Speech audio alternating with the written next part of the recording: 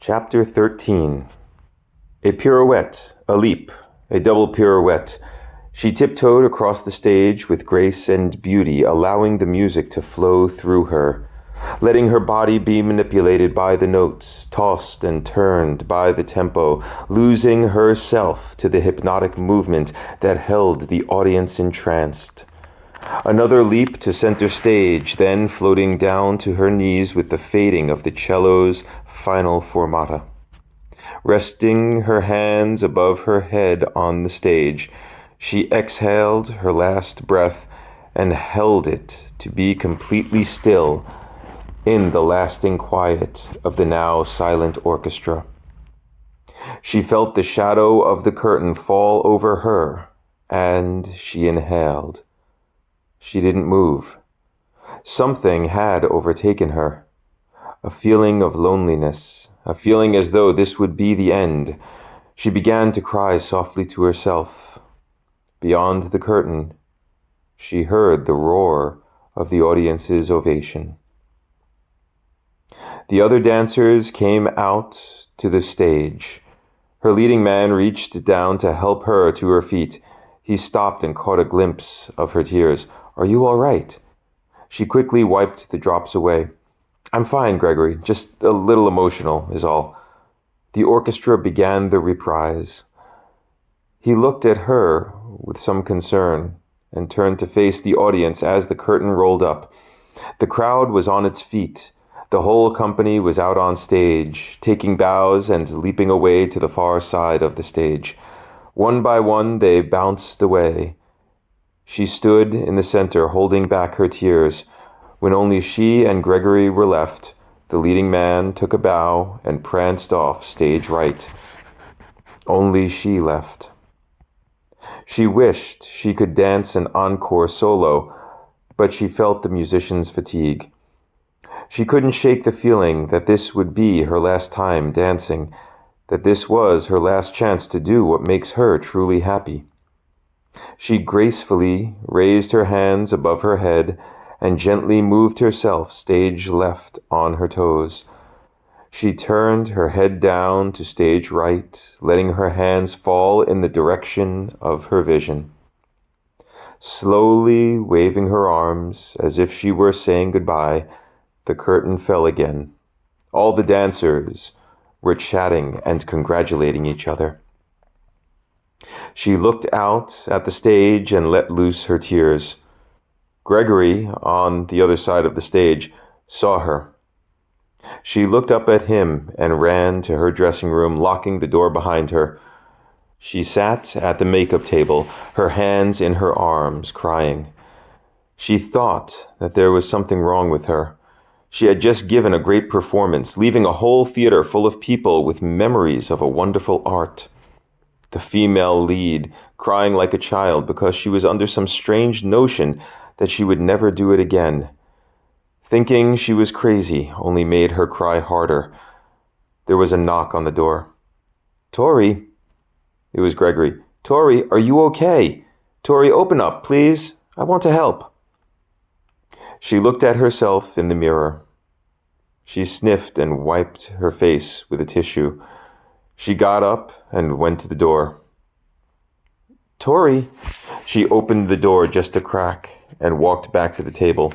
He opened the door and entered, closing it behind him.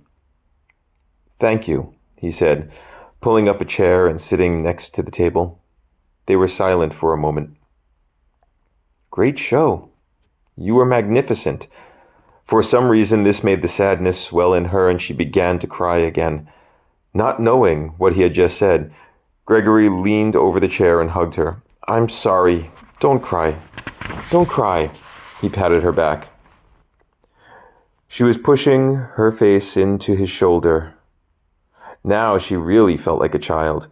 Gregory was about 8 years her senior. Something behind his eyes made him older than that. "Maybe you should cry. Just let it out," he said. She leaned away from him and smiled somehow. Sniffing, she avoided eye contact. He grabbed a tissue from the table and wiped her cheeks. "There now. Are you ready to tell me what the problem is?" "I don't know. I just feel like that was it. She held herself from crying again. Like that was the last time I'll ever get to perform. I know it's crazy because this isn't the last show, and I know that I'm not going to stop, but something inside of me keeps telling me that was the last time I'll get to do it. Gregory smiled and waited until she got the nerve to look him in the eye. Tori, you have a gift. As do you. No, I have talent. Although that is a gift, it's nothing that anyone can't have with practice.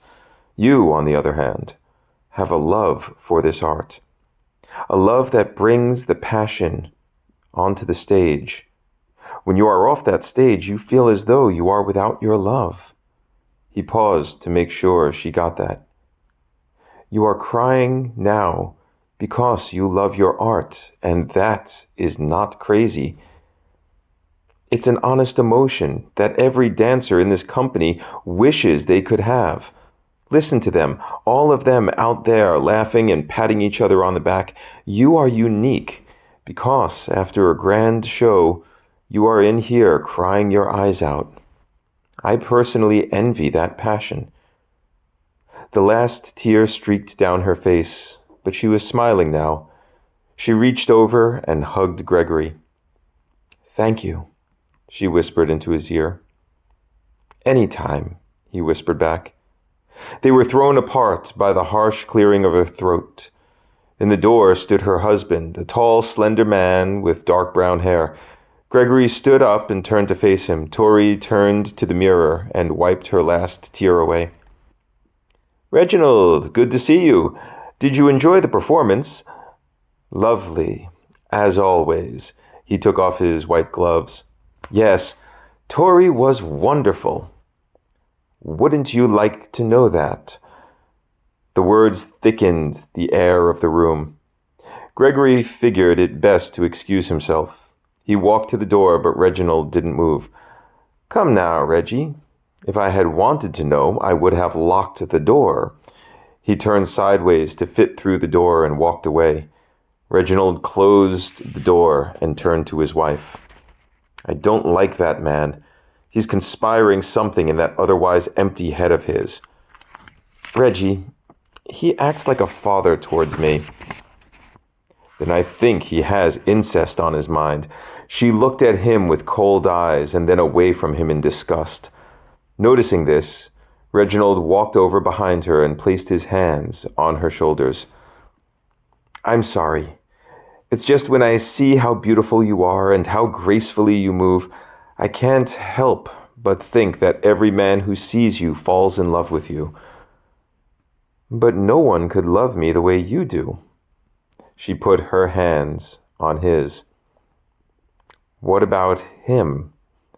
She took her hand away from his and looked down at the table. He sighed with anger and walked to the very small couch on the far side of the dressing room. Very well. I guess I can't compete with the memory of that two-timing flit. She spun around in the chair. Stop it! He put his hands up. Okay. I'm sorry. It was a hollow apology. Come on, though. Get cleaned up. We have reservations for 10:30. But some of the company was going to go out for drinks together. If you'd rather go out for cocktails with your coworkers, he called them coworkers, knowing full well that she hated that. They were her fellow dancers, artists, not mere coworkers. Then have dinner with your family. Then, by all means, don't let me keep you. He stood up and walked towards the door. Reggie, she said, stopping him mid-stride. He turned around, smiling. I'll be ready in a couple of minutes. Good, he said, kissing her on the forehead and sitting back on the couch. I'll be waiting. She smiled as much as she could bring herself to. Grabbing her towel, she walked into the tiny shower room. She stood by the sink after she turned the water on in the shower. The mirror immediately started to fog up. She looked at her reflection and let down her long brown hair. She missed him, no doubt about it. She had her life now, but she couldn't shake away the memories of her first husband. She had been a dancer for as long as her memory recalled her life. She started professionally when she was 16. The leading man caught her attentions. Tony was 5 years her senior, but noticed her with the same regard. By the time she was 19, she was dancing the lead alongside him. On her 20th birthday, they started seeing each other regularly. On her 21st birthday, he proposed to her on stage during a curtain call in front of a sold-out audience. It was as if her childhood fantasies were granted a reality. She felt as though she was living the life of a fairy tale character. They lived happily for 2 years, dancing together in the shows they chose. They decided to hold off starting a family because they didn't want to disrupt their careers. This decision prodded Tony to take on students. He taught only 4, taking a shine to the most talented. A boy of 18 who had run away from home to pursue his dreams of dancing.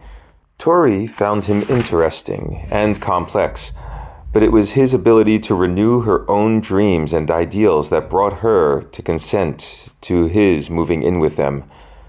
The problems arose, however, when Tony quit the company he and she were performing in to tutor the young talent full-time. 3 weeks after he quit, he and his student disappeared, leaving Tori with nothing but a note explaining the love that the student and teacher felt for each other. After all 7 seas had fallen drop by drop from her eyes, she filed the necessary papers, and 3 months later was a single woman with a failed marriage and an annulment behind her. During this time, she kept dancing. She never stopped the movement. She found her center in it, her strength. It was all she had. Under the water of the shower, she cleansed her mind of the memories, telling herself that this was her life past. She had a husband now, an accountant, anything but an artist. It wasn't a fairy tale. He had a short temper and didn't even let her mention Tony's name in front of him. For all his faults, he let her know that she had just as many. They were a balance. This marriage was real. 27 now, she felt like a woman who had come into her own. She didn't have any time to harp on past events or to give in to the childish fears and emotions. If this is so, then why is there salt water mixed in with the drops from the shower head?